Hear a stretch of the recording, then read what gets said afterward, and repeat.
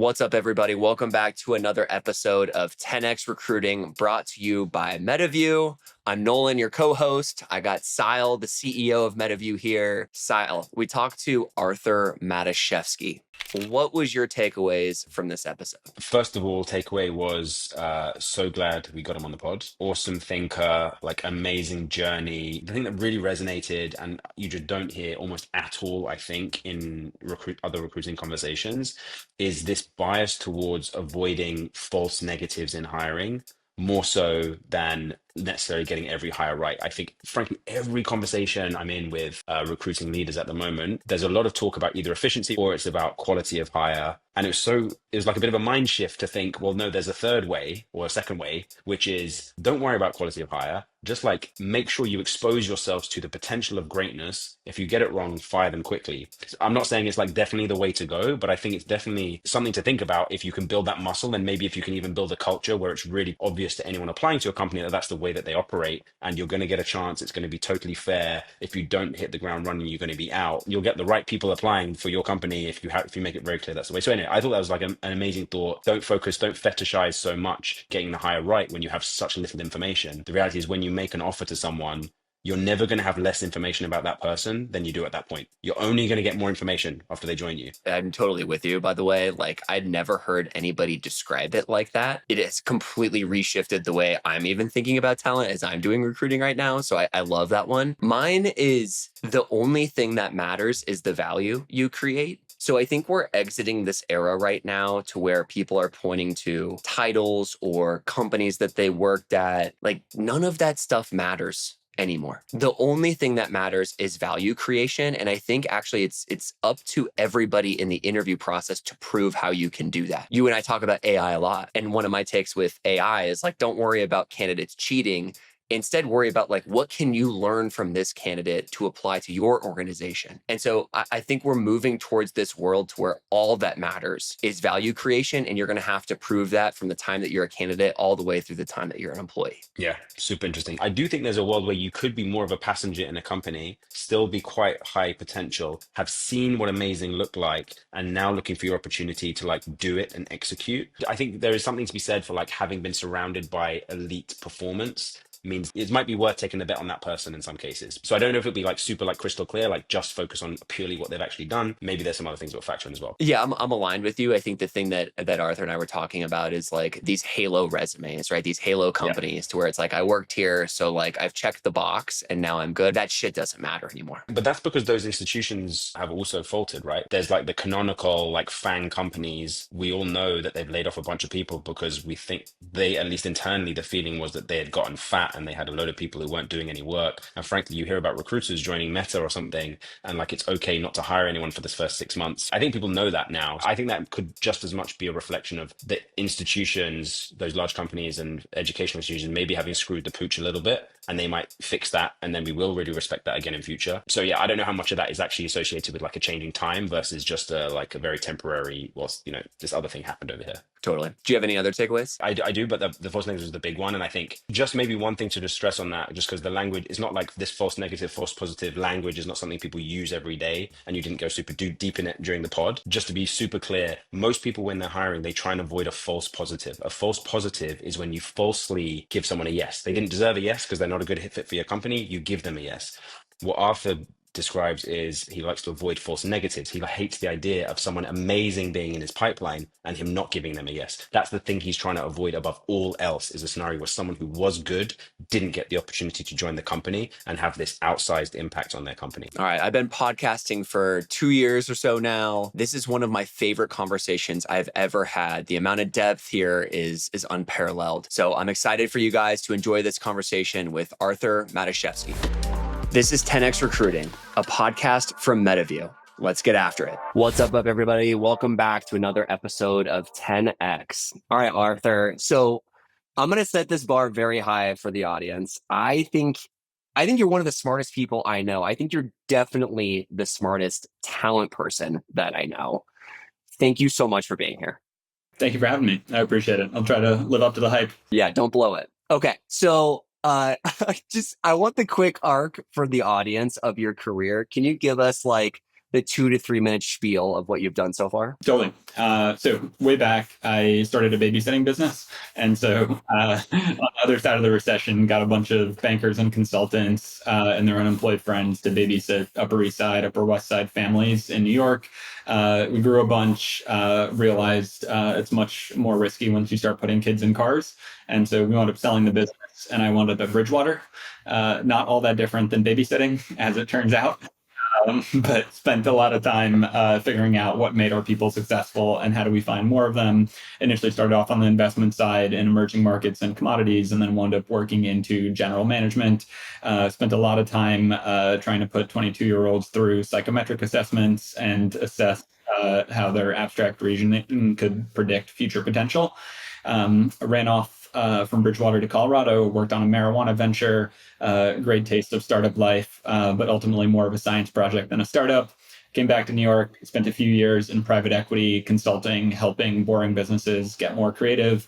Wound up leaving that and joining Wayfair and helping them post IPO scale up across the board, everything from warehouse workers to data scientists. And then had a uniquely exciting hypergrowth journey with Better, which at one point was LinkedIn's #1 startup and had all the excesses of the ZERP era. Spent a little bit of time palling around with a number of VCs and operators, supporting them in their businesses, and now run Carrara, which is an operating firm helping investors and their founders at moments of unique inflection on this intersection between people, talent, and business operations. Okay.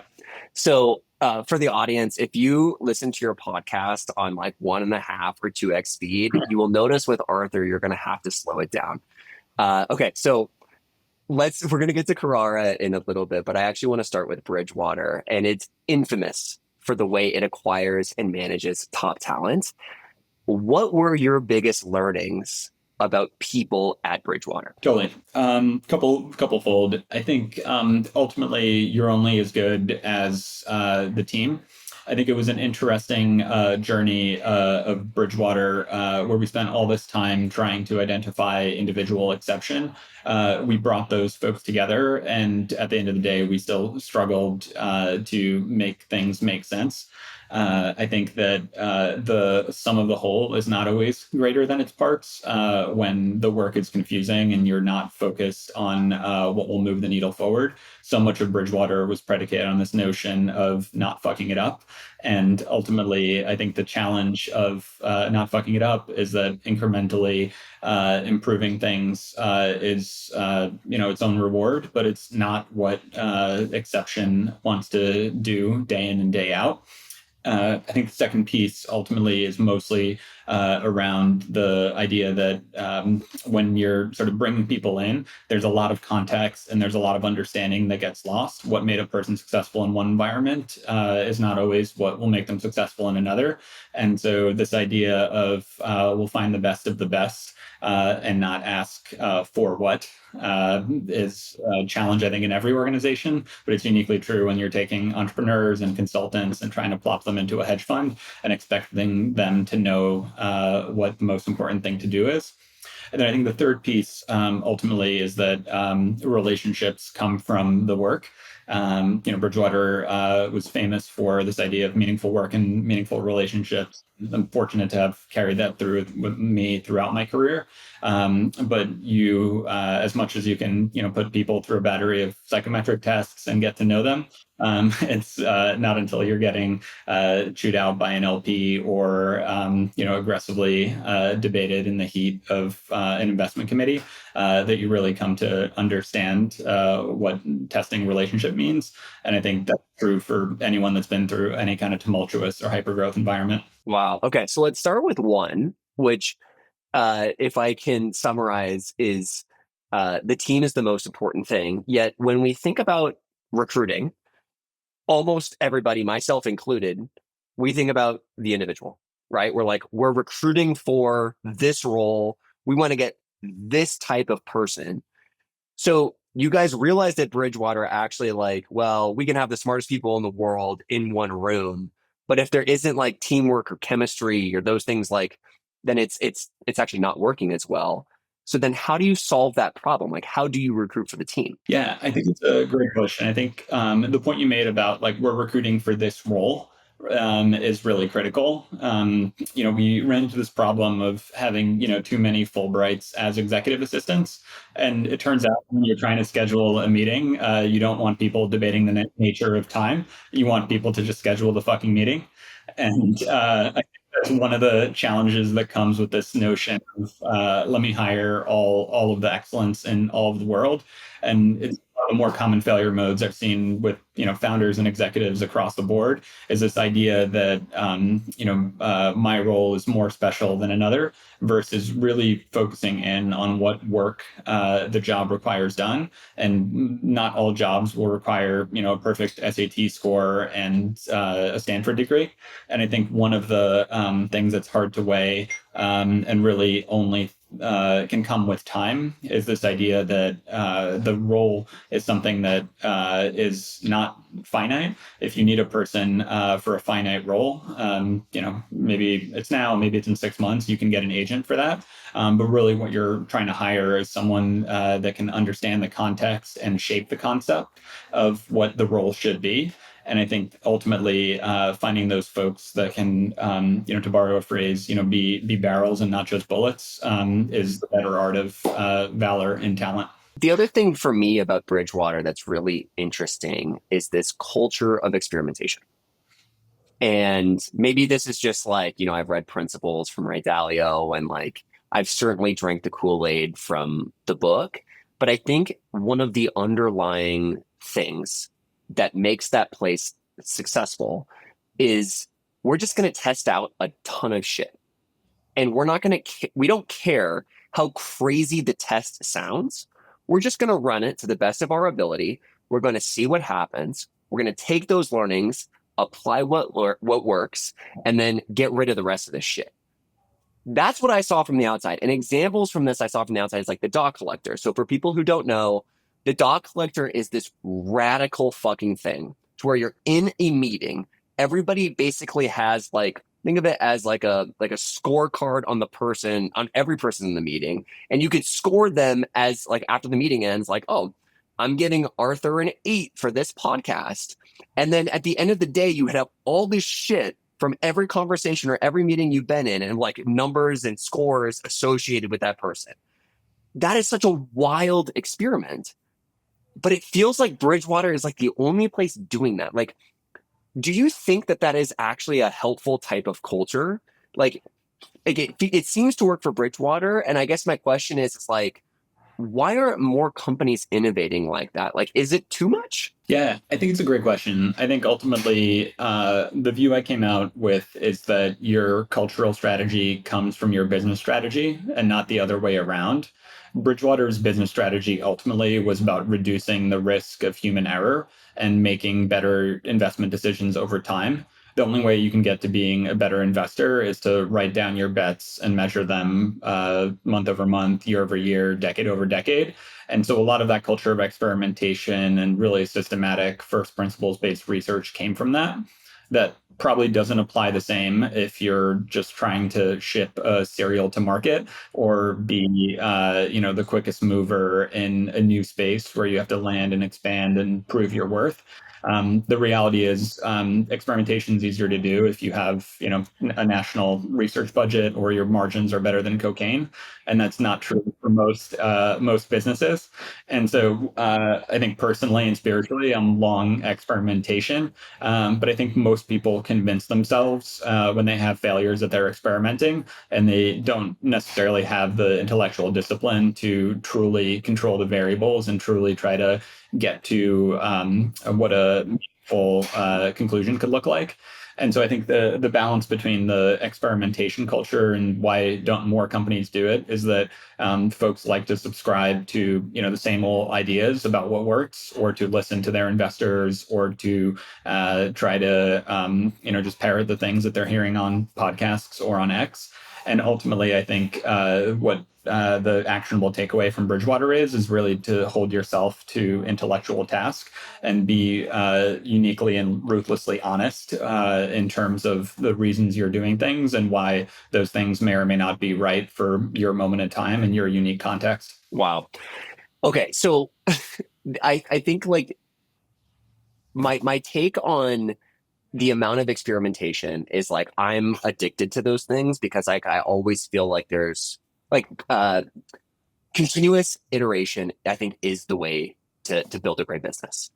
And it seems like Bridgewater did that in every aspect of the business, especially with people.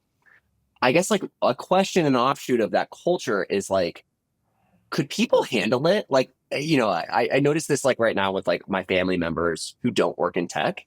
Like the amount of change happening in the world right now with like AI and politics, there's just like like their brains are melting and they can't handle this. And I actually feel like most humans fall into that category. So like with all of the change that you guys had all the time, right? With these different people programs and like how we thought about shit, like was there like a small subset who like these were the people who could actually handle this, or like did you guys have to bring people along consciously to ensure that like they felt safe in their work? Yeah, I think this concept of safety is an interesting one because I think there's a certain toughness of the ego that comes from it being constantly under challenge. I think ultimately, I forget the Seneca quote, but some version of, like it's the battles that we fight in our minds that show up the most every day. And I think one of the things that Bridgewater was good about was taking those mental battles and models and making them explicit. We're in a unique place, I think, as a society, as a people, where so many mental models are being challenged and fought over that folks are largely either subscribing to a party line or subscribing to, their next favorite Twitter influencer and not doing their own underwriting. And I think what was unique about the folks that made it through Bridgewater is they were uniquely good at this concept of two U's and constantly updating, the idea of themselves as well as the idea of themselves operating within Bridgewater.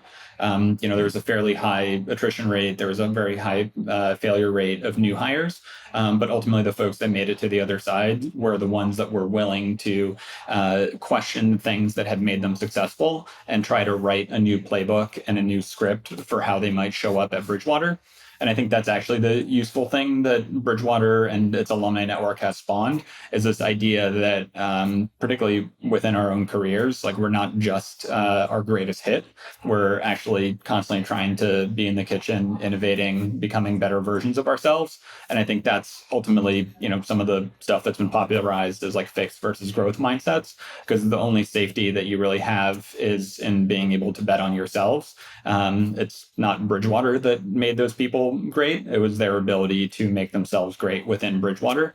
And I think that's something that's thankfully stayed with me and with a lot of the folks I've had the privilege of working with over time. Yeah, I can tell. I mean, it seems like a common thread between you guys. Okay, last question on Bridgewater, and then we'll move on, which is like, you just said something kind of like offhand, which is the attrition rate of new hires was quite high. I'm assuming you guys tried to solve that problem and then got to the realization that it turns out hiring is an imperfect game. Interviewing is imperfect. And we just have to be comfortable with missing. And so what we're going to get really good at is fixing those misses. Is that an accurate statement? Slight edit on that. I think we were more concerned about the false negatives than the false positives. And so I think our challenge was not to solve for the people that didn't work out at Bridgewater. It was to solve for the folks that went on to get a Theo Fellowship or to start unique venture that provided outsized return. There's a lot of those folks where over the years we might have disqualified them because they didn't show up skewed to whatever heuristic we were indexed on. And the thing that was unique about Bridgewater is like we would find that one exceptional person or persons and really try to study the case for where we went wrong for either not hiring them or not being able to unlock their potential at Bridgewater. And I think it's something that has personally stayed with me the most, is that most of the time you're graded on how big your wins are, not on keeping losses to a minimum. And I think particularly within the sort of idea of talent and talent strategy as a portfolio, you see this in most organizations where the majority of outperformers are the ones that drive the organizational momentum and generate outside value. And we spend so much of our time trying to manage towards this messy middle. And I think the reality is, like, we're reconstructing organizations in real time, particularly with the advent of AI. And so it becomes less about headcount preservation and more sort of work optimization. And it sounds a little bit less couth to share that, but I think in a world where your outperformers have the power of AI, that statement will only become more and more true. You keep saying these like profound things, kind of like in this amazing like context that you're providing. Another one of those things that you just said was, we looked at the people who we didn't hire that went on to do amazing things, and then went back and did you say reviewed like what you guys missed about that? Yeah, it's very much like the hiring anti-portfolio as an idea. And so understanding what we got wrong. I think of, some folks that we actually did hire that, were on the cusp, and we somehow gold coined and pulled them over. And largely it was the people that didn't look like the people that we'd hired before. It's like the intern that didn't turn in a single research assignment for the entire 12-week internship, but then, produced a binder full of insights from hanging with, the folks at Goldman's desk, or, the kid with like a 2.0 at University of Michigan who had been running a trading book and not going to class. In both of those cases, we're thankful to have hired them, but ultimately in the cases of the person that went to go build a new crypto asset, it's our bad for not recognizing that sometimes like the lateral potential is harder to spot with the conventional indicators. Wow. That is just, it's so fascinating to me, and something that I've never even considered is like, of course, that's something we should do. Is if we're talking to these amazing people and then they go like, usually, because here's the thing, is like you're talking to so many amazing people, but what you're talking about is like truly these N of ones that go on and do something unbelievable that you miss on. And so it's like, go learn from them. And then the other thing I think I'm taking away from the hiring approach is what did Henry used to say, CEO of Carta, is like, instead of thinking about what could go wrong, think about what could go right. Right? Is like with these people, it's like having more of this like glass half full approach on what they could do. It's such an interesting reframe. I do think like what's unique about Bridgewater is you fix the mistakes, and you fix them very quickly. And that's typically where companies do not follow through and do not do a good job. Totally. It goes back to the intellectual honesty. I think it's one thing to look at the people that are still in seat years down the line, but it's the true measure is all of the impact that might have been captured, might have been within your organization that for fate or fortune isn't there. Yep. Okay. I want to quickly talk about better.com. So for those that don't know, better.com was one of the fastest growing companies, I think, of all time. The valuation was like, it got to astronomical heights very, very quickly. Undoubtedly, I think was like one of the leaders in the space. And then a viral moment happened to where a layoff, basically it was a layoff that went wrong, went around the world. Everybody saw it. And then, I think that was like that really popped the hole into the balloon of the company. I still think it's around, I think it's doing okay, but like not as what it once was. What were your learnings from Better? Totally. I think we did a lot of things right. We did a lot of things wrong. I think the real answer is it's hard to be remembered for your worst moment and not your best. Ultimately, I think from day one, the team aspired to and at some point achieved like a uniquely high talent density. I think that's what made the balloon popping so painful. It wasn't just all the lives that were impacted and everyone that suddenly going into the holidays was unfortunately without a job, but it was the reality that years later when I'm catching up with folks, it's still like this sense that like, oh, those times were really good, we were really cooking, we were really doing something special. And I think the hard thing and what we got wrong ultimately was this idea of like getting high on our own supply. I think at some point when SoftBank came around and we thought we were on top of the world, we could hire anyone we wanted to do anything we wanted. That momentum unfortunately had sort of pulled us off a cliff. And I think the challenge is losing that thread of intellectual honesty, where we were for a unique period of time really able to produce a lot more revenue per loan and all the leading metrics that you'd underwrite to say like, hey, they're really doing it.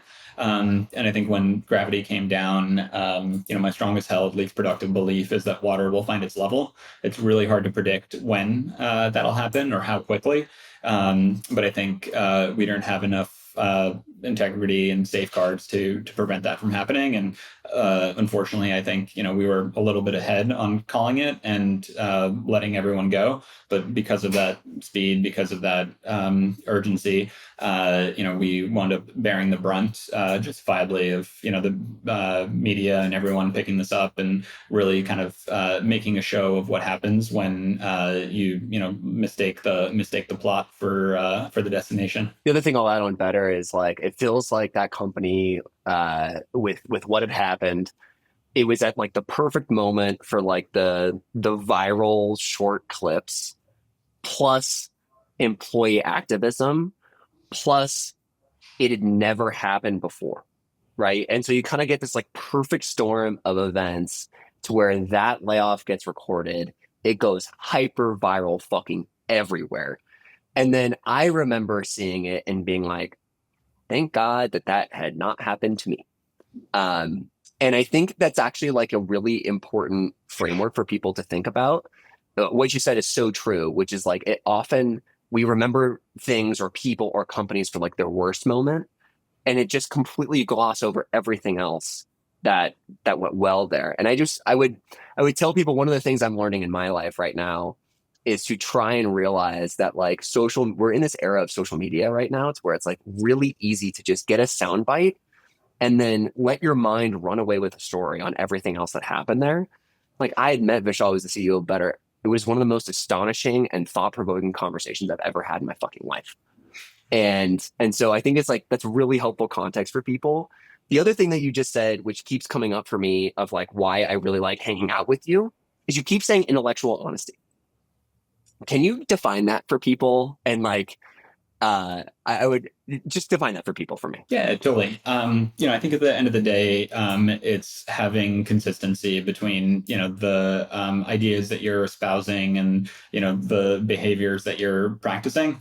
I think at some point, if you're out there, talking a book and, shilling whatever the ideas of the day are, and you're not actually updating and holding yourself to task about whether or not these things actually work themselves out in real life, that's where you can sometimes get led astray. I think it's easy to fall in love with your darlings and just carry on without, checking your details, going deep into, the way your day-to-day is being managed. It's the thing I'm most paranoid about as like a leader, as an operator, is that once you lose sight of focusing on the work, it's easy to come to believe that you're more successful than you are. And I think the cautionary tale of most of the ZERP era, not just Better, but sort of the entire curve of companies, is the market as a whole rewarded this ability to be loud in public and to pitch 3 times and execute once. And as multiples have come down and as the market has stopped rewarding excess, what you've seen is a lot of folks either having to acknowledge that their businesses aren't as great as they were, or that they need to to borrow the phrase, go back into founder mode to re-earn the right to perform at the level that they're expecting to. Another thing you said, which actually transitions into Carrara, you have this thing of like focusing on the work. And that seems to be like a common thread of stuff that you've been saying to me over the course of the last couple of months. So let's get into Carrara. So you're helping early stage companies lay the foundation for exceptional talent and operations. You wrote a letter when announcing the company, and this is the paragraph that like really stood out to me. For the past 15 years, everyone lived under a comfortable illusion. Focus on people and the work will take care of itself. This was by and large true in an age where the excess returns on technological creation outweighed the carrying costs of bullshit jobs. What does that mean? Like, what do you mean when you say that? Like, I get can you explain that to me? Yeah, totally. There's an article at some point in early COVID that I remember that came out that really built on this bullshit jobs concept. But I think it sort of made the case that like, hey, if you're a community manager for farmers in central Indonesia, you probably shouldn't be working in Chelsea trying to optimize single payer farmer monetization.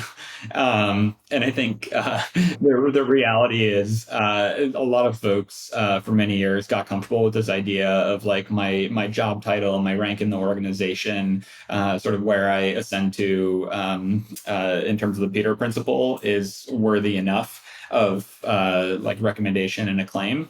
But I think that the reality is, and you've seen this kind of with a lot of the big tech correction, most acutely Meta and others that have laid off a lot of workforce and productivity has gone up. It's just the reality. There is a whole lot of folks that were not producing, and I think that in the balance between capital and labor, the pendulum always kind of swings. But I think the hard thing is that a lot of these rituals of big titles of performance management of happy OKRs when everything are going right is folks weren't digging to that next level below to understand who was actually on the keys and who was producing what. And I think particularly with a lot of what's coming out today, you're increasingly only as good as like the points that you put on the board. And it's a lot harder to subscribe to this idea that, because I work for the fanciest companies or because I've had the fanciest titles, that's enough. Sort of everyone has to kind of re-earn their stripes. And I think as that happens quicker and quicker, the only solution really is to focus on the work being done and making sure that it's done at the urgency and the quality that it needs to. Totally. To use your word illusion, which I think is so good. I think we're coming out of this era right now to where it was easier to point to the company where you worked, your title, your tenure at that place, which actually doesn't mean anything. Like none of it means anything. Actually, the only thing that matters is what value did you create? What did you do? And so there's a lot of heat right now on, Elon said we're filming this on March 3rd. Elon sent the email of like, what 5 things did you do last week? And by the way, he did that like 2 years ago with the Twitter people. But it's actually not that crazy of a fucking concept, right? It's like, I've actually been thinking about this in my clients. It's like, I actually want to proactively send them an email every week to let them know what I did, because I think it helps maintain alignment.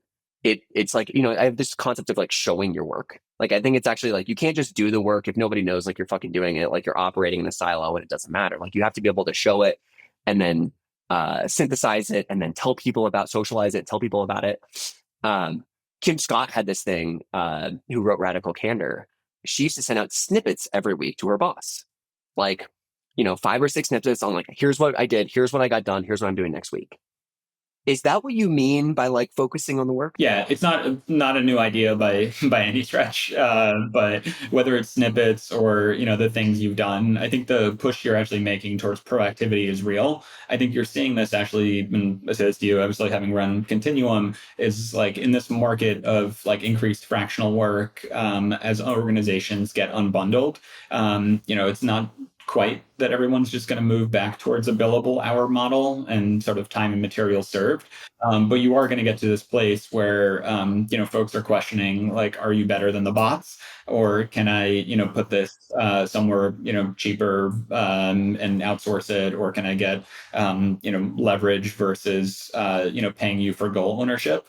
And I think this idea of, the hierarchy of work, there's a lot of work that is administration and execution, and I don't denigrate that. there's this high order of work that's a little bit more specialized, whether you're a lawyer or an accountant or otherwise. But I think increasingly in a lot of these, particularly early stage company jobs, what you're paid for is generating momentum, for aligning direction and really amplifying and amping up the ability to execute on that direction. And I think it's harder and harder to just like sit in an organization and hide. There's a whole suite of tools out there that are, now measuring every click, not just in a sort of mouse jiggler kind of way, but actually looking at like, hey, what documents have you produced? Are your emails high substance?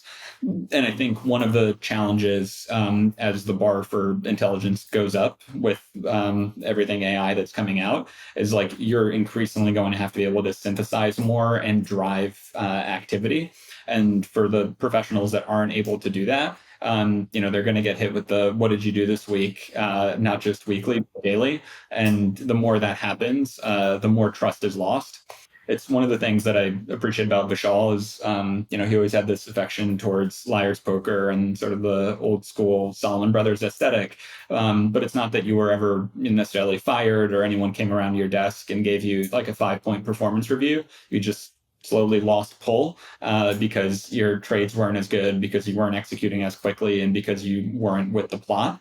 And by no means am I saying that's the right way to do talent management, but I think there is something very Spartan in this approach to work, where if you're really keyed in on how much substance are you generating and can I hear that, that's the real thing that I'm pushing my team and all of us working with founders to really try to interrogate, but avoid this idea of, just underwriting off of like brands and signifiers and the bullets that people put on a resume, but actually get to the root of what did people do and understand what problems they solved. Yeah, it's also incredible like how few people actually do that. And so when you do something that is quite basic, how much it can help elevate you and help you stand out from the crowd. Just on the like things you got done, right? So I think a lot about productivity, and I think there is such thing as productivity masturbation, to where like it feels really good, but actually like you're not doing anything, because you're in this constant state of the next thing, the next thing, the next thing, or like, can I make my tools better? Shane Parrish, who runs the Knowledge Project, wrote the book Clear Thinking. I'm a huge fan, and one of the things he talks about with knowledge workers, white collar workers specifically, is we don't normalize having thinking time. How do you think? How does like what you're talking about with these specific outputs?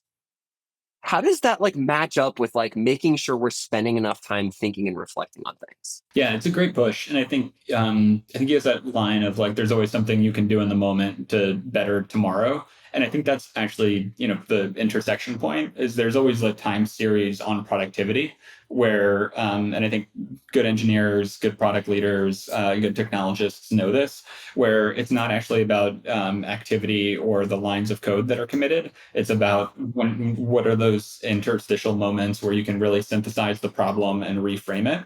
And realistically, that takes time.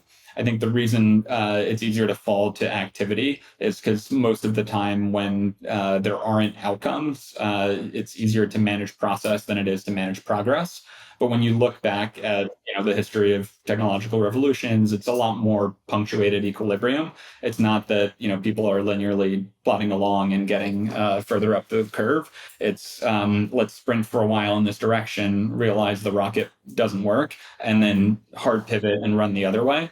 And this idea of swinging that pendulum from approach is where I think a lot of that clear thinking has to happen, is like being intellectually honest, really being rigorous on, is all this activity worth it? And even if we wasted a quarter or we wasted a year or we wasted, even more investor capital, if you continue to buy your bullshit, it doesn't mean you're going to get to the right answer.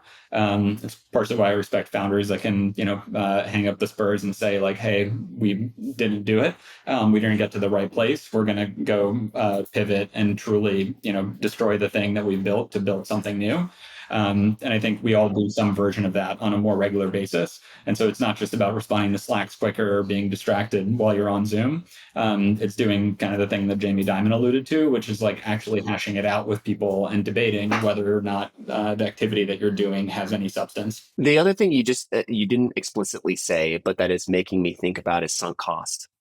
Like, by saying like, oh, like it doesn't matter how much money we spend or how much time we spend on this thing. If it's not working, you need to be intellectually honest that it's not working and go a different direction. And I think the reason people don't do that, and speaking as somebody who has built his entire career in recruiting and talent, early in my career, I had the hardest time pivoting away from ideas because I was like, oh, my identity got attached to this thing. And my ego got attached to my idea. I told people this.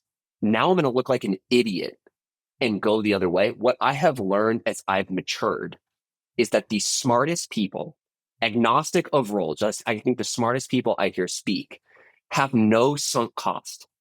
They don't give a shit how much money or time or energy they spent on a thing. They don't give a shit about like how many times they said it. The moment they realize they're wrong, they hard pivot and go a different direction. And that is something I think like many people in talent and HR can take and apply.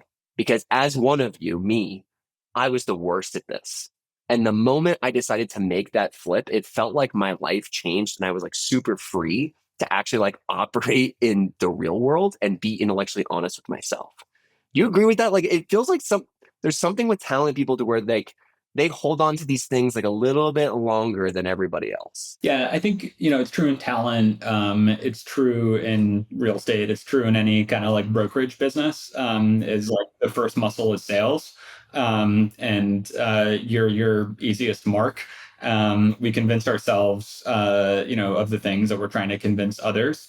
And sometimes this is something I talk to a lot of our recruiters and a lot of our talent teams about is that, this isn't a sales conversation. You're not trying to win the argument. We're trying to get to truth. And I think that ultimately happens, as you said, like internally first. For me, I used to have this idea of, love the underdogs, love the scrappy kids. I grew up in Queens. My family's from Poland. I always had this idea of like, I'm always going to bet on, the folks with a little bit less, and hopefully that's a little bit more upside. And I actually had to like really sort of untrain myself of this idea that, at the end of the day, you can get folks that are potentially starting from like a different plateau and a different level and still sort of track their trajectory and their slope over time. Because it's not just a bias one way or the other, but it's really looking at like relative impact over time. And increasingly, I think, I still love YOLOing it and falling in love with candidates and taking bets. But at the end of the day, we are paid for the winners. And so I'd rather be more right than wrong over time. But the challenge is like you're constantly trying to update your underwriting. You're constantly trying to get better at predicting. And it is hard to be consistently right if you're always putting in these, beliefs, one way or another. Yeah. So at Carrara, what is your process for delivering the winners? Right? Because like I'm assuming it's not like here's my playbook that I developed, like that I've once developed and that it works at every company. Like, what do you do? Yeah, our sort of ideology is basically the opposite. I've become much more suspect of like playbooks as a sort of like a new kind of religion. We have a lot of playbooks. We have a lot of biases in terms of how to do things. But at the end of the day, we're focused not on just bringing the best supply to the yard, but really indexing more heavily on demand. What's successful at Bridgewater isn't what's successful at Better, isn't what's successful in babysitting. And if I'm like honest with myself, most of the time it's trying to get founders and leaders out of their own way to really understand what will truly be successful in their environment. And that requires a certain amount of back and forth and trust. There's always this balance between client service and client management. It's dangerous to take directions from tourists because if they knew where they were going, they wouldn't need to ask you for help. And so It's this well-informed balance between arguing for what we have seen to be true in more situations, and really trying to get to a bottoms-up view of what does demand in your organization look like. We see it a lot with founding engineers. We see it a lot with founding account executives, where you're really trying to match to the founder rather than to even the business problem or the industry, and trying to tease out those nuances and get founders to be self-aware, to be reflective, to be open-minded about their own biases. That doesn't mean those biases aren't real. It just means you have to selectively exercise them. And one of the things that I think builds trust with our clients, and it's something we hear time and again, is that at the end of the day, our job is to sort of hold that mirror up a little bit closer and show them sort of what the market is telling them. And if we are able to facilitate that process, not objectively, but with insight and with recommendation, and accelerate the time to that insight, that's ultimately where the value is coming from. And that's ultimately where we earn our keep. Can you elaborate on how you guys show founders what the market's saying? Totally. It sounds cheesy, but like, we do the work. We talk to all the people. We get the notes. We're exploring partnerships like those with MetaView to help us collect the data. And a lot of this is just applying principles and evidence-based reasoning to something that oftentimes feels a little bit more fluffy. In the school of science versus art, we probably veer a little bit more towards science. But at the end of the day, it's hard to replicate taste and judgment. And that's where we aspire to excel, is that when we're sharing insights back based on the evidence, a lot of people could look at the same body of evidence and potentially come to different conclusions. And so that's where we put our thumb on the scale to try to drive what we think will work. That doesn't mean we always get it right, but when we talk about hiring bets, we talk about it almost like a procurement decision of, this is the market, this is what we learned, this is where we think price to value exists, and this is why we think this is the right trade. And ultimately, I think it's that substantiation and that focus with founders that I think builds trust, because it's less about selling them on what we think the right answer is. It's trying to show them the evidence and together engage in that process of either agreeing or disagreeing on where it should take us. So, you guys are, and this is a terrible way to frame it, but a vendor, right? You're a third party, right? You're not a full-time employee.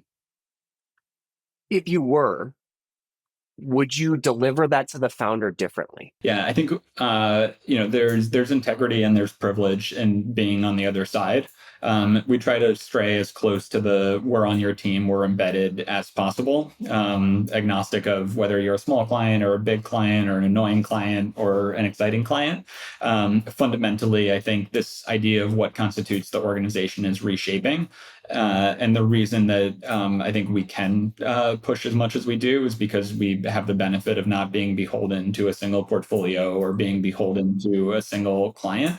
At the end of the day, you don't necessarily care if your doctor's a Mets fan.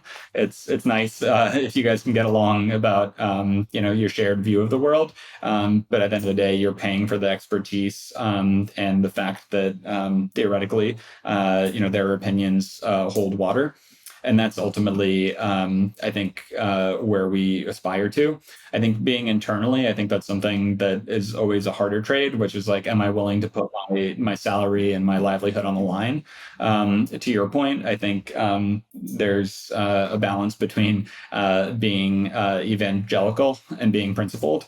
If you're not willing to change your mind and you're always kind of, trying to crusade for something, then it's less likely that you'll be taking seriously on each decision. But if you're showing folks your process, if you're showing folks your data, whether you're a vendor or whether you're internal, that's the way to earn trust over time so that you can then, exercise more of the judgment that you aspire to. Yeah, I was having a conversation with a friend about this weekend who was having a hard time influencing inside of his company. And what I told him was, all you can do is like the great process work, like what you're describing, right? Which is like, get the data, synthesize the data in the way that's as most objective as possible, and then present the data in a non-emotional way.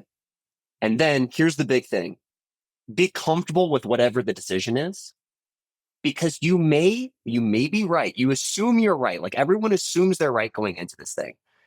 And it turns out my biggest learning from Carta was I was wrong like 60% of the time. Like with my, Henry had this like crazy ability to do what I thought at the time was insane shit that ended up being totally right. And it made me re-underwrite like me and my own opinion. And instead, like, yes, I'm going to come to the table with options of things that we can do and my recommendation, but I'm not going to get so attached to my recommendation because I am always leaving an increasingly higher probability that I am wrong. And I think this is the thing of when you are trying to navigate internally, don't get so tied to your own ideas. You agree?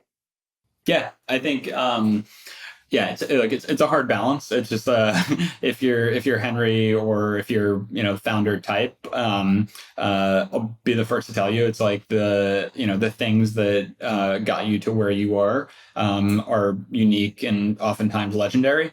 But I think creating an environment, to title back to the beginning, like what Ray did. The balance of an idea meritocracy is not that, the intern with 6 weeks of experience is going to be right more than, X person that's been doing it. But it's an ideal environment when you can get that intern to test their ideas and make them better. Because on the off chance that they might be right, you never want to dismiss it. But I think it's creating a forum where you can actually talk about the merit of different ideas and force yourself to make ideas better. And I think that's it's a hard balance, whether you're internal, whether you're external, because ultimately we and I personally appreciate the clients that we learn stuff from more than the ones that are just happy going along with what we think the right answer is. Because in the debate comes value, and whether that value is today or down the line with the next client. I think the opportunity ultimately is in finding folks that will challenge you. And so if you're an internal person struggling with being challenged, that's the first step I'd check, more so than or am I more likely to be right or more likely to be wrong? Arthur, I've been podcasting now for like 2 years, and this is one of my favorite conversations I've ever had. Thank you so much for taking the time. Thank you, Nolan. I appreciate it. This is great.